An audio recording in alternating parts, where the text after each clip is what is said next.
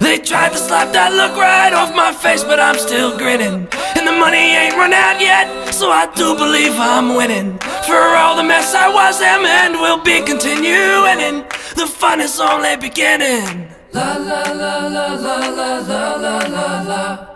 La la la la la la la la la la.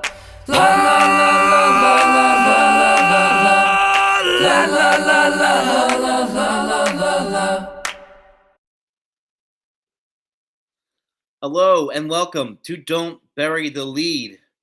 We recap WWE SmackDown every Friday night after the bell. But tonight's a special night because we're watching the Royal Rumble. My name is John Zindel. This is Dom Scarcella. Dom, go ahead and tell the people a little bit about yourself. It's a Saturday night, now into the wee hours of Sunday morning in New Jersey. We just saw 2 title matches and 2 Rumbles. Without further ado, John, don't bury the lead. What's our top story from the Royal Rumble 2024? Dom, we don't ever bury the lead. And let me tell you, the top story is Cody Rhodes wins the Royal Rumble for the second year in a row and points to Roman Reigns after winning, alluding to the fact that he will indeed be challenging him for that title. So, yes, Dom, what did you think about this Royal Rumble match? Went over an hour. A lot of action for sure tonight. it was fun watching the Tony Khan Memorial Royal Rumble here at the end there with CM Punk and Cody Rhodes as the last 2 wrestlers, and they were out there for almost 10 minutes just having a one-on-one match. I think it may have been a little longer, but around 10 minutes. It ends with CM Punk saying, "I didn't wait 10 years to lose to Dusty's kid," before he promptly lost to Dusty's kid. I mean, that was such a campy tell, right? Mm-hmm. Like, I didn't wait 10 years to lose to Dusty's kid. So of course Cody has to reverse the GTS, and you know, CM Punk goes for the GTS, which would have been, I think, the 3rd one that he delivered to him.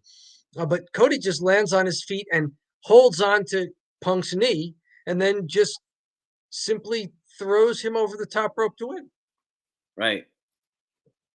Okay, like those are the rules. But like, after all that, he just kind of like looks at them. They look at each other. Punk is stunned. Cody's and just tosses him out. Okie doke. Rematch of last year. You mentioned Cody Rhodes winning back-to-back. I think they mentioned this is the first time in 26 years. Was that Stone Cold Steve Austin? Yeah, Stone Cold who won it in 97 and 98. Yeah, last year Cody Rhodes was the surprise 30th entrant. This year it was obvious he was going to be in there. Not as much of a surprise factor, but were you impressed by what they did in ring work in this somewhat chaotic, as they all are, 30 wrestler battle royal here? Yeah, I mean, if you want to focus here on the main event and at the end, I felt like when we got down to CM Punk and Cody Rhodes, that drug a little bit because they almost had like their own full match after the Royal Rumble. And so we had been going on for an hour, and then they went on like a little bit longer. And I know that's pretty much standard, but I was kind of sitting there, and we're entering hour 4. And I was like, all right, so we going to go home here or what, you know? Because, you know, also fairly obvious here that CM Punk's not winning the Royal Rumble over Cody Rhodes. That would be absurd. It would have been disappointing, right? CM Punk just got here. Yeah. And the crowd seemed to be agreeing with you there. Yeah. They seem to be leaning toward Cody. When it got down to the last 2. And of course, they were excited when CM Punk came out. He was CM Punk was number 27. The final 5 out were Damian Priest, 26, CM Punk, Ricochet, Drew McIntyre, and then a fun re-entry, Sami Zayn, after his head injury at the house show up in Toronto a few weeks ago. And they looked like they were. Sami Zayn kind of had his hair tied back, and nobody really hit him on the top of the head. So maybe that was still, he was just there to get his stuff in for a few minutes, have the crowd cheer. No, people were protecting him. You So know, when a I fun saw final Sami, five. when I saw Sami Zayn go in, I thought he'd be a good one, an interesting person to win the Royal Rumble because Yeah. when he had that excellent match with Roman Reigns, Hmm. and almost to a point where you're like they should have put the belt on him that night in Hmm. Montreal. He was so over, and when he gets those sort of opportunities, he has that ability to be super over. So um, I Couldn't agree more, Cody. I mean, the two best Roman Reigns title defenses we saw in the last 15 months were Sami Zayn 1 and Cody Rhodes 1A, right? mhm. Yeah, Those were the two that stand out to us as those were just awesome matches. yeah, So that could have been it. CM Punk, what do you think? Have they? We don't see him because he's usually on Raw, yeah. but so it's tough to gauge for you and I because I don't watch Raw except for a few clips that I see online on WWE's YouTube channel. But what's your sense of CM Punk being back in the WWE here, and would it have been better to have somebody else in that final two pairing, or did CM Punk need to be there? Yeah, I mean, I think from what I could see tonight, you really just need to quit the WWE and then get rehired back, and they push you to the moon. Yeah, right. Um, we saw that earlier in the women's Royal Rumble with Naomi, who went for like 45 minutes or 50 minutes on after quitting the company and coming back. And she would Oh, have probably we'll never get gone. to it. She was a temporary record holder for longest lasting in the women's Royal Rumble. Yeah. So, anyways, I would say, I guess it kind of made sense because all the other guys were involved in the Roman Reigns match. A lot of big guys were. So Okay. a lot of It the was top. for the visual at the end, right? They had Seth Rollins up in the luxury box and Roman Reigns watching from the back, and they had both of them on the screen. And it was, if Cody wins, he's coming for Roman. If CM Punk wins, he's coming for Rollins. So It it, helps. it was just to do that, right? Yeah, it helps from that perspective. And they didn't have. I mean, Gunther is a top guy, but Gunther is Mhm. not. He has the IC title, Yep. so he doesn't seem like a realistic winner. And I mean, certainly one of the Uso brothers could have been there at the end. That would have been pretty interesting. But Cody's fine, or CM Punk was fine enough.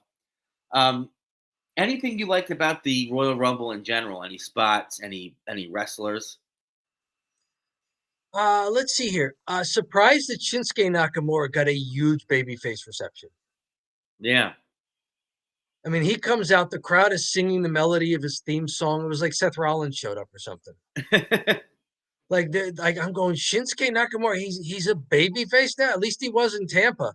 Going through with an impressive scoop slam on Bronson Reed. Oh yeah. Braun Breaker from NXT. People have been. I've been hearing for a few years now that he's the next breakout star for the main roster whenever they bring him up there, and they haven't done it. Are they? Are they really slow playing this hand because maybe there's too much stuff going on the main roster? But Braun Breaker looks like he's a guy who could be on the main roster, right? Yeah. He looks great, Mm-hmm. and I like that his thing is just like his father, where people will bark at him.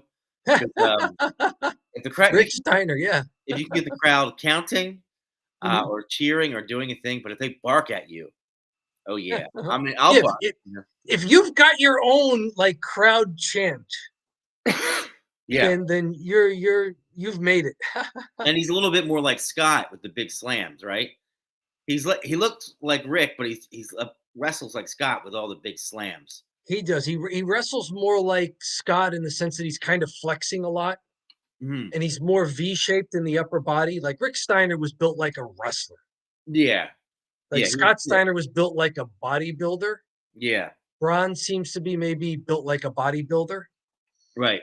Yeah, but yeah, he looks like his father and his uncles, and if he can wrestle like them and have a career like them, he'll be quite an asset. So it was good to see him. I don't watch NXT, but I Yeah. hear about Braun Breaker, and he was impressive. He had, let's see here, I'm going to count 1, 2, 3, 4. I see 4 eliminations from Braun Breaker. Mhm. Um, That's impressive. Yeah. That's an impressive showing there. Other things I liked, R-Truth with the comedy spot. Oh my God. Our He truth was shows up and he stands at the corner waiting to tag in. I've never seen that. I like laughed out loud. It was amazing. And then of course Dominic Mysterio makes the hot tag. Yeah. Mysterio picks up on, oh, he'll help out if I give him a hot tag. And then And then the crowd pops for the hot tag. and he starts putting Gunther down, which is crazy. Like the toughest guy in there is Gunther. And he's beating the hell out of Gunther with the John Cena moves, you know? Yeah, so I could that was interesting. Other than that, it's what struck me about the men's Royal Rumble, and I can't remember if they did this last year's men's Royal Rumble. They did not do it so much in the women's Royal Rumble tonight. Was there are a lot of quick eliminations. It got to the point where the last half of this, there were like maximum 8 guys in the match at any one time. I mean, guys were getting eliminated here and there. By the time Sami Zayn was announced, there were 7 men remaining, including Sami. And then we get down to the final 4: Cody, Gunther, CM Punk, and Drew McIntyre, which is a good final 4. And at some point, Drew McIntyre claymores every other guy and then stalks Punk, but then Punk turns the tables on him and eliminates Drew. And that gets us down to Drew, Cody, Gunther. I do like that Gunther almost, was the winner, because you say he does have the Intercontinental title, but we're all wondering who's going to beat Gunther, who's going to beat Gunther. Him winning the Royal Rumble and then vacating the title to have a title shot, that's a good out there. Yeah, no, for sure. Storyline wise. So when I saw Gunther in the final 3, I'm like, yeah, I'll watch Gunther to win. And since we're talking Gunther, you mentioned it seemed like CM Punk and Cody Rhodes having a match, just a one-on-one match towards the end of this year. And you're like, okay, this is dragging. Same thing happened last year with Cody and Gunther. Yeah. Was the CM Punk Cody as good as the Gunther Cody last year? No. No. The CM Punk or the Gunther Cody was awesome. It just I don't know, it just had a different feel to it. And they kept playing, instead of just they just kept doing the finishers to each other and then laying around. Yep. They would do a finisher and lay around. I was like, all right. But then Gunther and Cody were more kind of on the outside, teasing, knocking each other out, not just doing finishers. So, but they also had a good match, and it was really important for Cody to show that he was back from his injury and could do that. So that was a fun finish last year with Gunther and Cody, giving us a bonus one-on-one match at the end of the Rumble.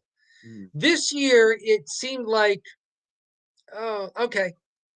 So this is your first time you've seen CM Punk. Were you impressed with his in-ring skills? I didn't see him for very long. He was number 27, and it was a Royal Rumble. I mean, you can't really judge a guy like this. Right. Yeah. I mean, he seems all right. Cody seems to be a good foil for him because they're about the same size. Yeah. So, I mean, that could have been something, but I mean, he's another okay wrestler. Would I have him in the title picture for, say, Roman Reigns' belt above the 3 other guys we saw tonight? No, I don't think so. Yeah. Well, and maybe that's our segue, unless you have anything more from the men's Royal Rumble match. Nope. That is the men's Royal Rumble match. And I'll probably do, Dom, is I'll probably put the lead out as a short video here. So, sure. We'll move on here to, so we just did the lead. That's the main event.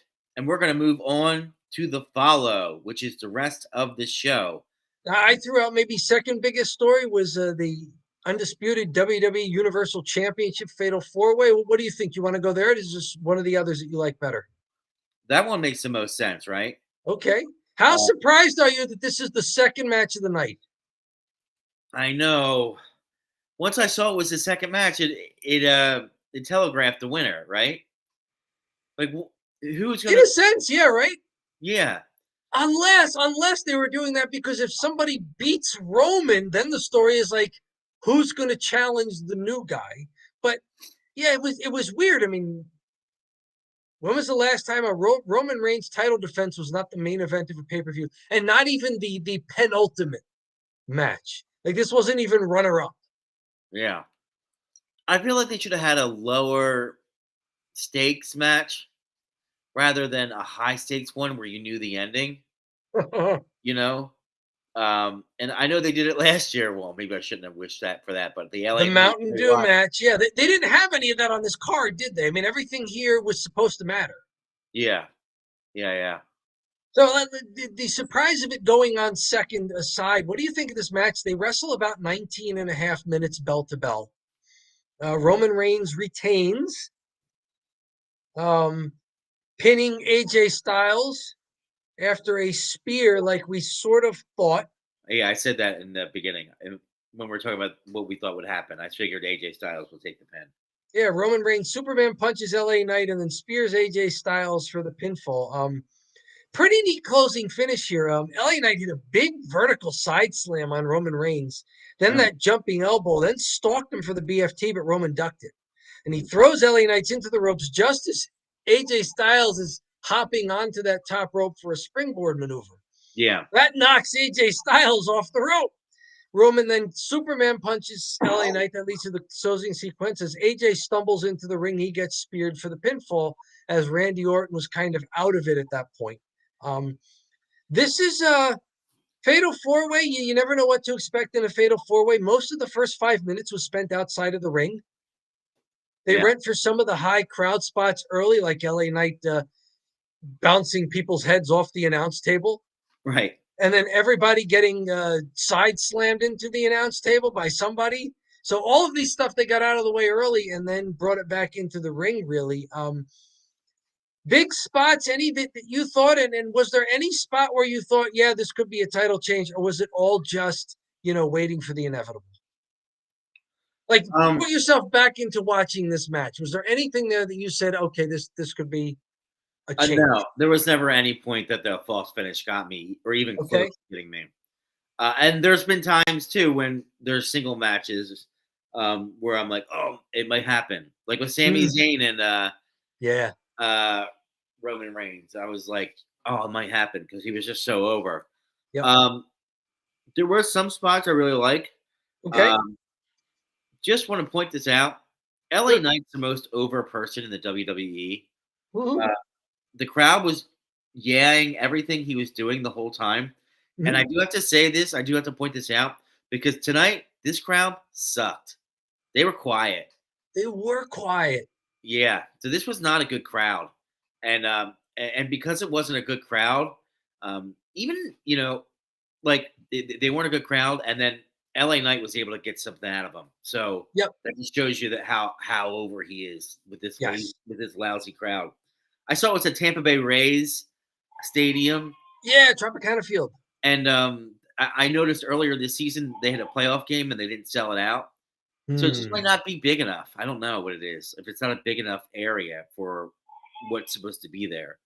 But well, Florida's got a lot of people in it. I mean, you should be able to, make the trip across from Orlando or Miami or Fort Lauderdale or wherever to be there. They announced 48,044 in attendance tonight. And I mean, I don't know how I'm supposed to judge that. I imagine a baseball stadium holds about that, maybe a little more. They said that was a record for Tropicana Field. Full disclosure, I 0% believe WWE attendance figures. 0%. As you should. I think 0% is about right. Now, granted, the place looked like it was pretty full, and that was almost bad because, like you're saying, the crowd was not into a lot of the matches here. So WWE tends to be a very well-lit arena as opposed to AEW, which is dark. So when they kind of pan out, you can see all sorts of people in, ring level, field level, mezzanine, upper deck, all just kind of sitting there quiet. Right. I'm gonna have to step away. If you could just sure, I'll ramble a little about some spots here that we knew were not going to result in a title change. LA Knight hits a blunt force trauma on Roman Reigns, but AJ Styles, who had been kind of knocked silly right before it, stumbles and falls into them to break up the pinfall. This was at about 10 minutes, 11 minutes into the match. That was our first real looked like finishing move pinfall there. A little later, AJ Styles hits his Styles Clash on Roman Reigns. This is about maybe a minute later. So LA Knight barely breaks it up at 2.5. So 10, 11, 12 minutes into this match, we have Roman Reigns flat on his back twice and not kicking out. So I guess maybe they're trying to make everybody look strong. I wonder if that makes Roman Reigns look a little too weak. Because again, he needed a little help from Solo Sikoa. A couple of minutes after that, Randy Orton is selling his left shoulder injury, and he's had real life shoulder injuries before, and he's said in interviews that he's a little tentative about doing power moves with his shoulders. That's why Randy Orton at 275 pounds, they listed him here tonight, probably the biggest guy in the match, wrestles like the smallest guy in the match, but he was selling a left shoulder injury that may or may not be legitimate. But he winds up RKOing everybody in the match, but then Solo appears at ringside to pull the ref out of the ring as Randy is going for the cover there. And now Solo Sikoa is involved. He spikes Randy Orton. He spikes LA Knight. He tries to cannonball AJ Styles, who's outside the ring against the barrier, but AJ moves. Now Roman Reigns realizes the two guys are down and looks around for AJ. Like he's like, okay, I see two guys down. Where's the third guy? Where's the third guy? AJ's behind him and hits a phenomenal forearm off the top ropes. Then tries to pin all three guys stacked up. Right. And all three of them kick out at 2. And then AJ Styles goes for the steel chair. And now people are kind of like he's bringing a chair in. Because obviously this is a no DQ match. Solo Sikoa just in plain sight of the ref spiked two guys and tried to, drive another guy through the barrier. Right. And now AJ's pummeling people with the steel chair. But then he winds up getting the tables turned on him by Randy Orton. And that leads to sort of our finisher here. I don't know. Did they make Roman look too weak? I mean, 10, 11, 12 minutes into a title match, and he's flat on his back and not kicking out twice. He needs to be saved twice by the fact that this is a fatal 4-way. The only reason he didn't look weak is because he did kind of just finish them off. And it really is like a 3-on-1. Like, it is. It's a ridiculous circumstance for him to have to defend under as a heel, especially if he's doing like he cheated, but it's like almost makes sense. It's like 3-on-1, But I thought it's a pretty good match. I thought it was entertaining enough. There were some aspects of it I liked. I like AJ Styles beating the hell out of everyone with a chair. He was really vicious AJ Styles. Yeah, he's being really vicious, which is good. And all 4 of the guys are good. We've been through this before. They're probably, we've seen them a lot on SmackDown. All 4 of them are really good. So, what say you about Randy Orton's wrestling style? They build him at 275, and even the announce crew was talking about how he looks like he's put on weight, put on muscle. Yeah, and it's well proportioned too. It's his thighs are enormous, but he's also got more up in the chest and the shoulder and upper arms area. But he wrestles like the smallest guy in there. He still won't do power moves. I wonder if he really does still have shoulder problems. He was selling the shoulder at some time. I don't know if it flared up on him during the match or if he's just playing that. But Randy Orton wrestles small, even though he's the biggest guy in this match. He seems to look bigger than Roman Reigns. Yeah. Is that the injury he came back from? He's talked in interviews about how he had shoulder surgery early in his career, and that's why he sort of protected his own shoulders as he's gone through his career. It's why he does the RKO. He doesn't have to lift the guy up to do it.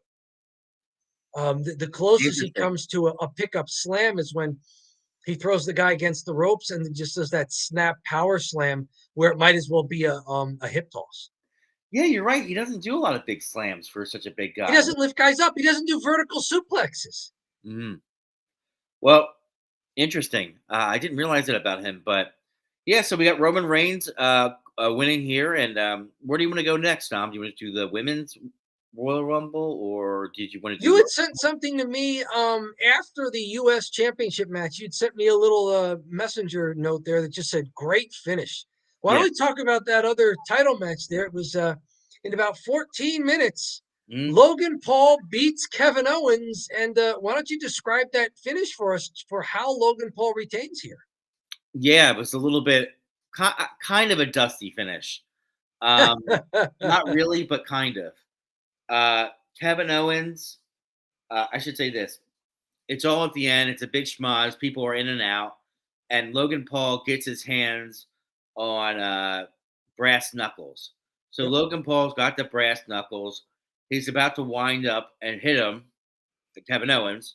And Kevin Owens notices the brass knuckles, fights him away, puts the brass knuckles on for himself, uses them, and then pins Logan 1, 2, 3. Then the ref's like, "Oh, you have brass knuckles. You're disqualified." So it looked like Kevin Owens won. They went 1, 2, 3. It's over. And then they went, wait. No. Kevin Owens has the brass knuckles. So what a great job of the camera angle that we saw. I don't know how they saw this in the arena, but we saw it perfectly on TV. You know, watching the PLV on PLE on Peacock there. They're showing this camera. It's Kevin Owens hooking the leg with the brass knuckles right on his right arm, and kind of the camera's making a line of sight from the brass knuckles on Kevin Owens' right arm right to the referee, who's counting 3 and looking as he's doing it. 1, 2, and as he's swinging his arm, the ref looks up and he's staring right at his right hand. And so he almost kind of puts down his right arm for 3, but he's looking at the knuckles, and he stops himself, gets up and points right at the brass knuckles. And he says, "Oh, I gotta DQ you. I gotta disqualify you."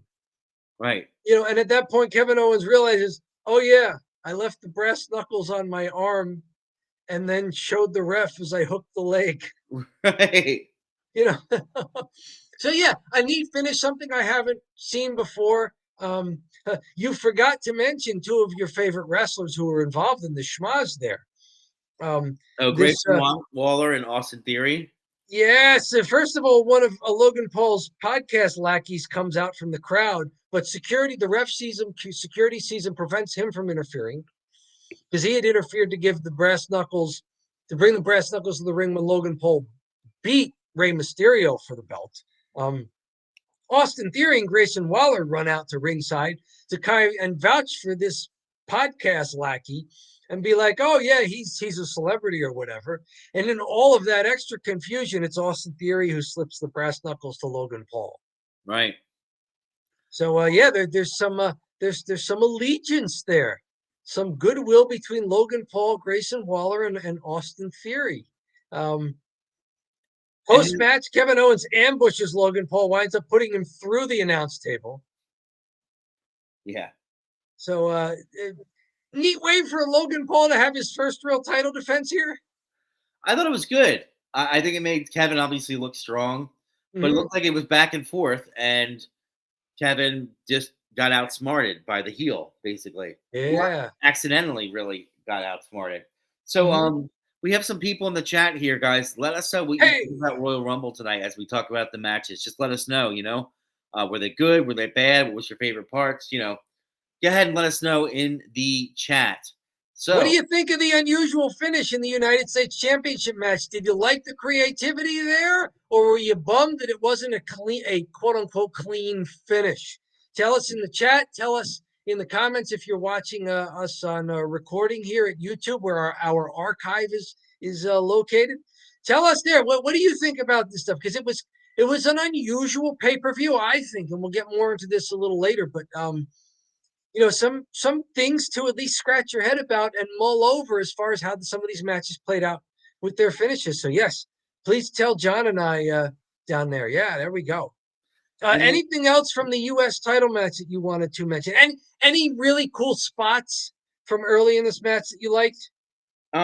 So I noticed some things Logan was doing well. Okay. He's really good at selling to the crowd and running his mouth. And I think a lot of heels just forget to do that. Yep. He don't forget to do it. He runs his mouth. and he's good at selling. So he was getting the big chops from Kevin Owens, and and Owens was laying into him, and he'd be like screaming and like and all this stuff. So he does. How much of that was selling? He looked very red and with some blood on the chest there. Right. That was not a blade job. He may have gotten a little color the hard way across the sternum there. Yeah, Owens was unloading on him, and he was selling well. Maybe he was selling well because it hurt so much. And then I gave him a minus because he did some dive to the outside, and he barely missed, just totally whiffing Owens because he went too high. And they showed the replay like 3 times. I'm like, I don't know why they're showing this replay. Yeah, right. He does like he does a dive to the outside. Owens is right here, and then he kind of lands right, and then Owens has to back up to kind of try to catch him, because he went too far. So I give him a minus for that because I don't like dives, and he's just, I just don't like dives. And then if I'm gonna see a dive and it's not executed right, then I'm gonna call it out. But there you go. I think it's a good match all around. Maybe we could go to the women's Royal Rumble. What did you think of that? Okay, well, we'll go to the Women's Royal Rumble. And speaking of things that you typically don't like, the Women's Royal Rumble starts off with let's see here. The first move was Naomi and Natalya basically backing up the wrestler into a Irish whip across the entire span of the ring. Right. Ric Flair does not approve. No, he likes a short shoot, he says. Yeah, because it doesn't make sense to like back the guy up and then throw him across the whole. To grab them and then walk to the ropes and then Irish whip. Yes. Ridiculous. So they started with that, but it ended a little better. What say you about the Women's Royal Rumble and Bayley winning this by being one of 2 people who set a record for longest time in a Women's Royal Rumble? Bayley lasts 1 hour, 3 minutes, and 3 seconds. She is the number 3 entrant and winds up winning it.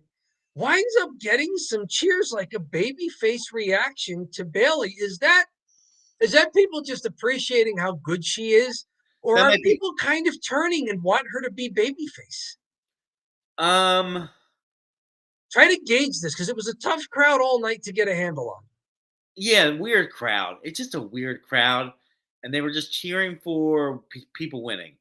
Yeah. Sometimes, if somebody goes from, and they were doing, I could hear like some people chant, "Hey Bayley, ooh like that song, like that they used to be her song when she was a jumping around giving people hugs, babyface in NXT. Yeah, so basically, the crowd's confusing, but I think what happened was because she lasted so long, and it,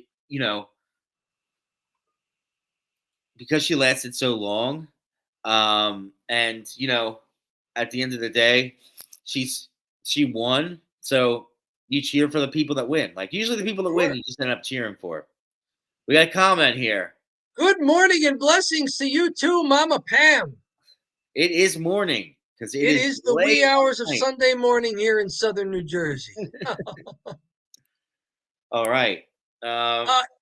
Any surprises from the entrance? Because that's usually one of the big cool things about the Royal Rumble is surprise entrances. You already mentioned Naomi being back. Right. She just finished a run in TNA. She dropped the belt at Hard to Kill, their pay-per-view. And where we talked about that because Bayley and Mercedes Moné, the former Sasha Banks, were there in the crowd and then backstage. Right. So Naomi was there, real life wife of Jimmy Uso. So we've got another WWE pro wrestling couple here. Right. So Naomi's in this match, as was Jordynne Grace eventually, who came out as TNA Knockouts champion. It's a neat pop call back to something that happened a couple of years ago when Mickie James did that. So that was cool to see. But any other surprises coming out of the entrance here? And before we get to the great finish here, any Two things. surprises? Uh, Sure. Jordan Grace was a cool surprise for sure because she's the TNA champ. Hmm. So that's the one thing. And the second thing is she was very impressive. She was probably one of the best looking in the ring for sure. Yeah, powerhouse in shape. Yeah, like big time, huge bodybuilder and destroying people. Yep. I'm actually kind of surprised she's in TNA because I'm kind of looking around at some of the girls that were going down, like Indy Hartnell, and I'm like, who should be in this ring, Indy Hartnell or what's her name, Grace something? Jordan Grace. Yeah, Grace? there are some very small and frail looking women wrestlers who they're quick and fast and athletic, but yeah, Jordan Grace has the speed and the power. Mm-hmm. Yeah, she looked at something. There was a good spot where she and Naomi came face to face, as the only two left standing, and they like embraced, gave a big hug. So, Naomi as Trinity did the job on her way out of TNA and dropped the belt to Jordan Grace. They gave a good hug and then slugged it out for everybody. Because the crowd doesn't want it to be too mushy. It's like, oh, stop it, fight. You're in a match. Yeah. So we got that. Highlight of the match for me, as far as somebody in the match, it's Chelsea Green. Oh yeah. My goodness, she's brilliant. I mean, from right away, doing a callback to last year where she lasted 5 minutes, she jumped right in and Rhea Ripley just pummeled her and sent her right back out. Mm-hmm. She gets up on the apron, almost does it again, but like ducks out and doesn't get thrown out. Happens almost again within like 10 seconds. She almost gets thrown out right away. But she manages not to get thrown out. Like she starts holding up 5 fingers and like cheering for herself. Like, I broke last year's record. Then she just keeps getting hit by other wrestlers. Like she's knocked out and some other wrestler gets thrown into her and now she's knocked out again. And it almost becomes a comedy spot, all the punishment that Chelsea Green is taking in this match. Yeah. She can go. She's climbing up the list of people I like. When I know she's going to be in a match or he is going to be in a match, I say, okay, this is worth watching. Chelsea Green has made the list. Yeah. Like it's not going to be a bad match if Chelsea Green's involved. That was fun. Other stuff for you. I mean, I'll count down the final 9 entrants in this match. After all entrants had been announced, number 30 was Liv Morgan. The people still left in this match were the final 5 announced: Zoe Stark, Roxanne Perez, Jade Cargill, debut. Yeah. Tiffany Stratton from NXT, who was impressive, and a returning from injury, Liv Morgan, along with Naomi, who was still in the match, and by the time she got eliminated, had set a new record, being in there 1 hour and 2 minutes, just barely besting Liv Morgan and Rhea Ripley from last year. Bayley was still in there. Bianca Belair was still in there from the first third, and then Becky Lynch was still in there. So a pretty interesting 9 left. 9's a lot to be left after everybody's been announced. The men only had 7 left. Mm-hmm. So 9 left there. We wind up with the final 3 of Bayley, Jade Cargill, and Liv Morgan. And now you're wondering, like, anything can happen here. Right. Was this a more anything can happen finish than what happened with the men's? Yeah. The big time. When it was CM Punk and Cody Rhodes, I was like, yeah, okay, Cody Rhodes is going to finish the story, huh? And then with this, you almost knew it was going to be CM Punk too, right? Yeah.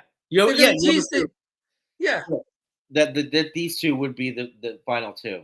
And ultimately, you had ultimately at the end there, you had Jade Cargill, then you had Liv Morgan, and then you have Bayley.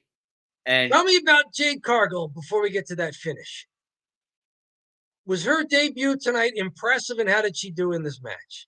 You've seen her wrestle more than I have, more than people who only watch WWE have. Was this a good debut? Was it a good performance? I'll say plus this. Minus do it. I'll say this. This was a good debut for her. She didn't have to do too much. But the little stuff that she did have to do, she did it. Um, Okay. what was your feedback on some of her working style? Did you notice anything or? I like the debut. They saved her kind of towards the end. Um, by the time she got in there, great stare down between her and Nia Jax. Yeah, Um, with everybody else basically down because Nia Jax had basically flattened everybody. yeah, And you know, you mentioned the crowd not being into things. This was the opening match of the night, and the crowd was kind of into this match. They may yeah, have been into this women's Royal Rumble match more than any of the other 3 matches. yeah. I would. Crowd gives a holy shit chant. Yeah, Jade does some power moves against Nia Jax, who's bigger and heavier, winds up scoop slamming her at some point, and then eventually does scoop her again to get her over the top rope and eliminate her. That was the biggest pop of the night on an elimination. yeah. So I think the crowd knew who she was, and the crowd was glad to see her. And I think it worked well. I liked it. I think she's got quite a future here. And Yeah, someone else I think has quite a future. Tiffany Stratton from NXT was in this match here. She winds up eliminating Roxanne Perez and then makes a really good showing of herself. I think just being out there. She finally gets eliminated by Bailey mm, near the end. She's one of the almost final 4 there because Bianca Belair and Tiffany Stratton kind of get eliminated together. Those were the final 5, those last 3 plus Bianca and Tiffany Stratton. So Tiffany Stratton was in good company yeah. at You the know, end of this match. the women's battle royale. It might have been all about the big women. It was Nia Jax and Piper Niven. They were, they were doing such. Like the crowd was really popping for all the stuff they were doing, like with Chelsea Yes. Green and all the beating that Chelsea Green was taking. And the Yes. more they just kept bashing into her, the more that the crowd was freaking out. And Mhm. like whenever those two would match up and like bounce off each other, it was like, whoa, look at these 2 big women. And Yep. then Jade picking up Nia uh, in the vein of big women. You know, Jade's a different type of big woman. She's like muscular Tall and muscular. and she tossed her out of the ring, and the crowd went crazy for that. And her last name is Grace, the girl from TNA, Jordan uh, Grace. Jordan Grace, really big and strong, and was very entertaining out there. So it might have just been the big women were really carrying the women's battle or Royal Rumble. How about the final 3 there? It's Jade Cargill, and they kind of do what they did last year, where the final 3 wind up on the ring apron, and they've all kind of gone over the top rope to get out there. So now it's a matter of who's going to stay on the apron. Last year it was Asuka, Rhea Ripley, and Liv Morgan, and it winds up being Asuka who takes the fall first, and then it's Rhea and Liv battling out, and Rhea eliminates Liv. This time it's Bailey, Liv, and Jade Cargill out there. Liv hits Oblivion on Jade Cargill on the ring apron, and that winds up eliminating Jade Cargill. And then it's Liv and Bailey, and Bailey basically takes advantage of Liv gathering herself after hitting Oblivion and kicks her off the ring Right. apron. So it's the very opportunistic Bailey, but you know, hey, she earned it. And the crowd seemed to like Bailey. I mean, you were saying maybe they're just cheering the winners, but I wonder if they just if they're starting to like Bailey as a babyface, like they appreciate what she's doing. I mean, what say you? What say the people watching, whether you're watching in the live stream and want to give us a chat or want to tell us something in the comments if you're watching this on a recording? What did you make of the women's the women's Royal Rumble Battle Royal match here? I'm going to say it was the match of the night. I'm going to say women's Royal Rumble match of the night. I really thought the men's would be the match of the night, and I assumed that going into it. But I think the women might have stolen it. So I'd agree with you. Right? Women might have stolen it going on first. Mm-hmm. And it might be going on first because by the 4th match, I was pretty tired. Hey, okay, I got to step away. You can keep going. Sure. 1 minute, I'll keep going here. So much to talk about here as far as little contrast here. Last year, Nia Jax was eliminated by 11 other wrestlers. It was kind of like, we have to gang up on this enormous person to get her out of the match. This year, Jade Cargill does it by herself. So now it becomes even that much more impressive what Jade Cargill was able to do. But not before Nia Jax. I think by my count here, she eliminated 8 wrestlers, which might be a new record for one Royal Rumble. As far as I can tell here, she eliminates Xia Li, and Nia Jax is in this match. She is here. Let's see. Where does Jade eliminate her? I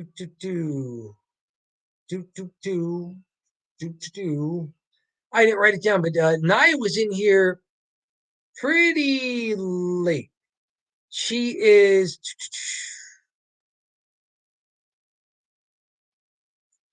Nia was in here as number 19, so she wasn't in the match a long time. But she eliminated Xia Li, Ivy Nile, Piper Niven, battled the big women there, Katana Chance, Valhalla, Michin, Shotzi, and Shayna Baszler. Shayna Baszler, then Michin, then Shotzi in that order. So 8 wrestlers eliminated by Nia Jax in short order. Little bit of a comedy spot. R-Truth runs out at number 24 right after Valhalla is announced. Apparently, R-Truth was number 24 in the men's Royal Rumble, got confused, and thought this was the men's Royal Rumble and ran into the ring, and was looked around and said, "Where are all the men?" And he was summarily dumped out of the ring by Nia Jax. So an unofficial 9th elimination by Nia Jax, getting rid of R-Truth, who was not supposed to be in this match. So a very strong showing by Nia Jax. Strong showing by other people who they had teased may have a shot at Rhea Ripley or at Io Sky. Jade Cargill, obviously. Becky Lynch was number 21. And of course, she always gives a good showing of herself there. Zoe Stark looked good. And of course, Naomi lasting more than an hour. She looks like she's going to be thrust right into a pretty good program. The crowd, when she was announced as one of the first 2 wrestlers, and what a neat thing by WWE to have her be one of the first 2 wrestlers along with Natalya. As the 2 of them are just staring at each other, the crowd starts chanting "Welcome back," and you can see Naomi kind of getting emotional about it, and Natalya kind of lets her have that moment. They don't lock up right away. Natalya realizes what's happening, lets her have the moment. Naomi's soaking it in. Seems like she's really emotional about it. And then they shake hands. Kind of a welcome back from Natalya as well. They lock up, and then the Irish whip and whatever.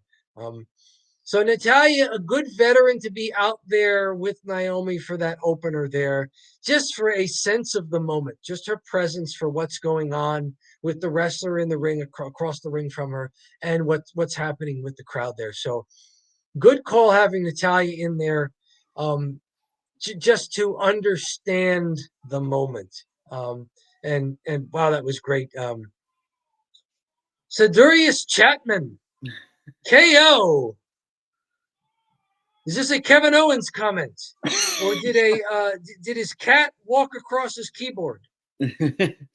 This might drop his beverage right on that portion of the keyboard with the K's and the O's. They are kind of neighboring letters on the keyboard there. Mr. Chatman, yes. KO, of course. KO delivered a KO and then was disqualified, and then delivered the real KO afterwards post-match there. So yes, so anything about the women's Royal Rumble match here? Unmasked Shooter, yo. Did anything Unmasked Shooter tell us in the live chat here? Did anything look like it was maybe a shoot in this Royal Rumble? Did it look like it was extra stiff work here? We mentioned maybe KO. Those chops to Logan Paul look pretty stiff. Anything else to you look like it was maybe almost a shooter? Keep on grinding. Thank you for the support. We are doing our best here. Don't bury the lead. Hey, like our stuff. Subscribe at whatever platform you're watching on. But hey, eventually make your way over to YouTube. The other platforms are great for live streaming, like we're doing right now. But as far as having an archive of our content, that is at the YouTube channel. Find us there. Subscribe there. Help us hit our next big benchmark. Enjoy our archive of live streams there. Hop in live during our programs like this one. Catch our shorts, which are the 60-second and under videos that John produces here. And check out our edited clips that are getting a lot of traction lately that John also puts together. Check those out, our best of 2023. And we may need to start a best of 24 quickly here. I mean, we've got some good, really good videos already in this first month of 2024. Jay and Jimmy go face to face. Wasn't that an interesting call, Unmasked Shooter? I love that comment. From the last match of the night, the Men's Royal Rumble, having Jay Uso get announced as number 1 and then Jimmy Uso as the number 2 entrance. Wasn't that cool? We didn't mention much of that in our recap. Why don't we talk now since Mr. or Mrs. Shooter here has decided to bring that up. That what a great point. What say you, John, about having the Uso brothers start the Royal Rumble match for the men? Was really cool when they first started. When I first heard Jay Uso's theme song, and he goes out, and you're like, okay, cool. They're gonna start with Jay, and then suddenly, bam, Jimmy's theme song hits, and you kind of see Jay's face, like, oh no. You know? Even he was like, oh man. And they start to talk, they go face to face, they start trash talking, and I feel like down the road they're gonna have a big rivalry between those two, right? It's got to giving each other the Jay was giving Jimmy the side eye there, kind of looking cross-eyes at him over the shoulder there. Really looking still like it still hurts. The wound is still there for Jay. Yeah. Jimmy looks like he's moved on. He's moved on. He's a heel. Jay has not moved on. Jay is taking this a little more personally. Right. But yes, I love that aspect of it. That was a cool wrinkle there. Because, you're wondering, how do we start these things? Yeah, how do you finish it? But how do you start this so it's interesting? The women had an interesting start with Naomi's return, and the crowd really letting her have it. Welcome back. And the men had an interesting start with Jay and Jimmy. Definitely. Great call out, Unmasked Shooter. Yeah, for sure. Great comment. Well, Dom, I think we talked a lot about this show. Is it drive time? I think it's drive time.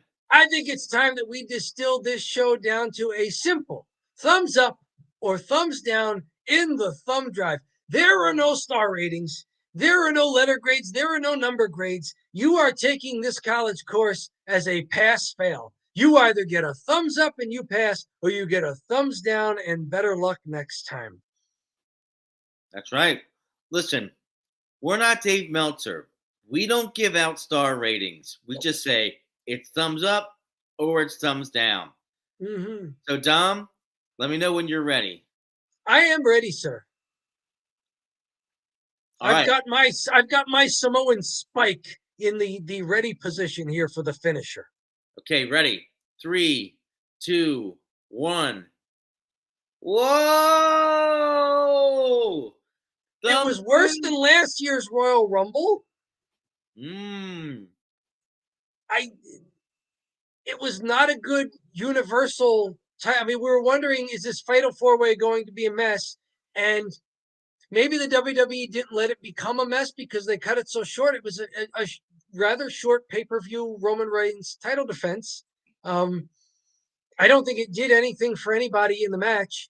Roman is still it looked like a placeholder, right? Yeah. I don't like title matches that look like placeholders. KO Logan Paul was an interesting finish. But for most of it, it looked like just a SmackDown match. Yeah. The men's Royal Rumble was anticlimactic. The final two pairing there between CM Punk and Cody Rhodes, I thought was underwhelming. Yeah.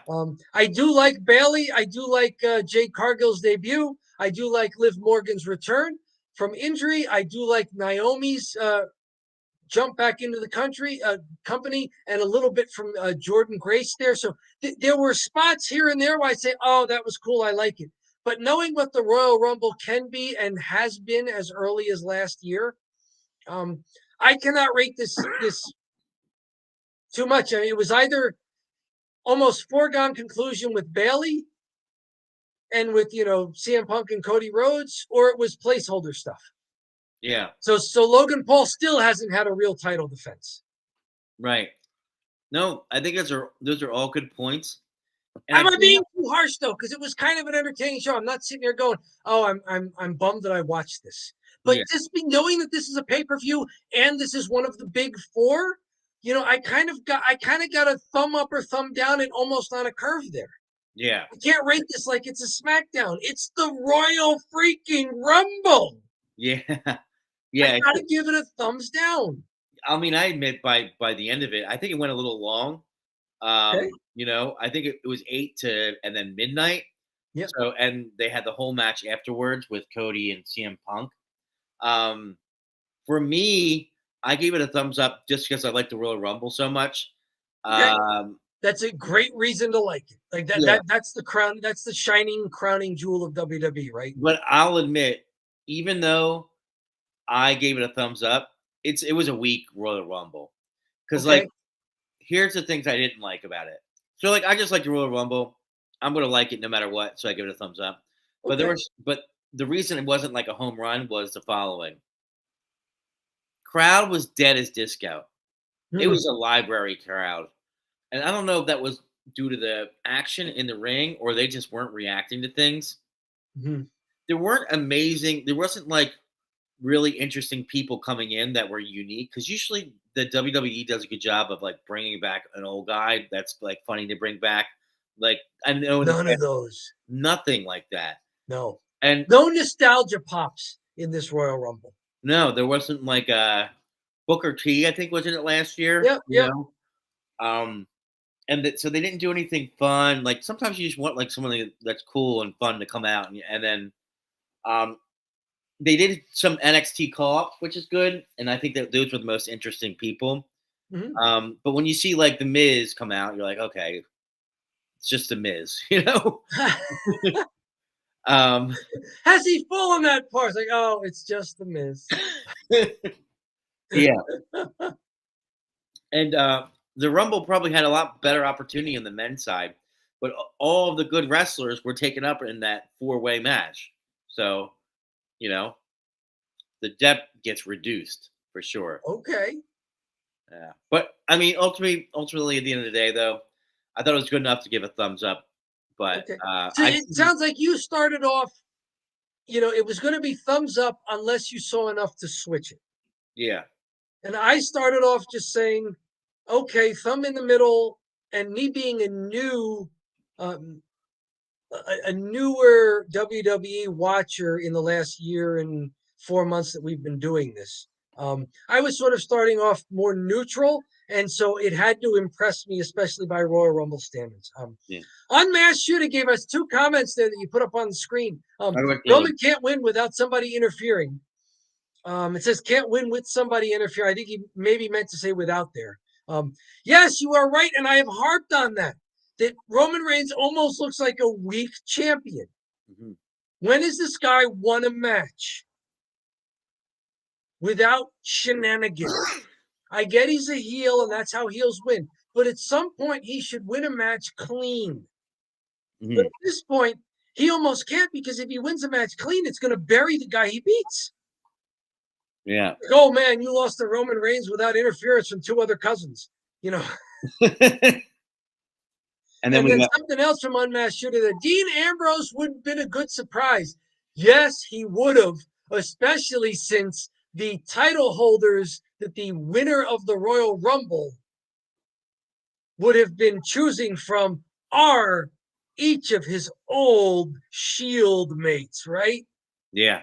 Seth Rollins, Roman Reigns, those are the guys everybody's eyeing for, whoever wins the Royal Rumble. What if the winner of the Royal Rumble had been Dean Ambrose?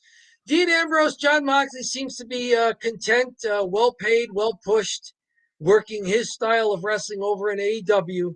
So that definitely would have been a surprise if suddenly he shows up. Like that would have been much more than a Jordan Grace on the women's side surprise coming over from TNA for one night. Yeah.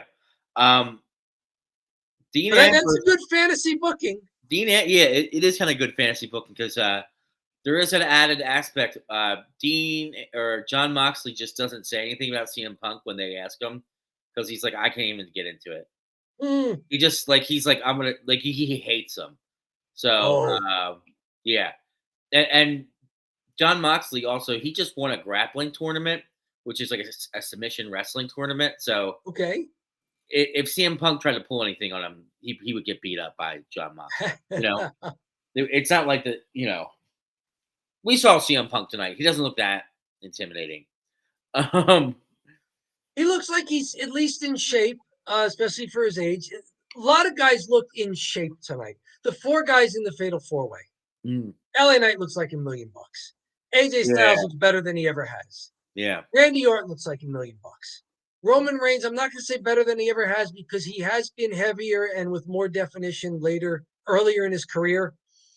But he's slimmed down and slimmed down to 260. I mean, that's not slim, but he's slimmed down in proportion. He still looks well proportioned. Roman has said he hates Seth. I did not know that. From Unmasked Shooter. We are into the Italian goodbye here. We love the comments, Unmasked Shooter. Roman has said he hates Seth Rollins. I did not know that. Do you know anything about that, John? I guess they hate each other storyline because one's a heel and one's a face, but they kind of stay away from each other, Yeah, different brands. Their paths don't cross. Yeah, but all in all, Dom, thanks for hopping on tonight.